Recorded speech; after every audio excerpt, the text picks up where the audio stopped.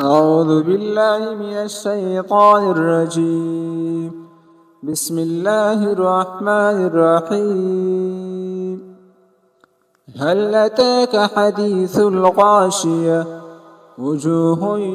يومئذ خاشعة عاملة ناصبة تسلى نارا حامية تسقى من عين آنية ليس لهم طعام إلا من ضريع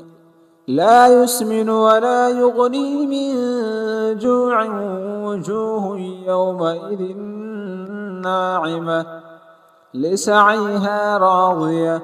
في جنة عالية لا تسمع فيها لاغية فيها عين جارية فيها سرر مرفوعة وأكواب موزوعة ونمارق مصفوفة وزرابي مبثوثة أفلا ينظرون إلى الإبل كيف خلقت وإلى السماء كيف رفعت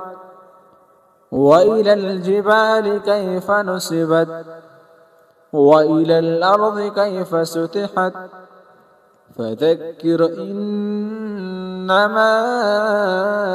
أنت مذكر لست عليهم بمسيطر إلا من تولى وكفر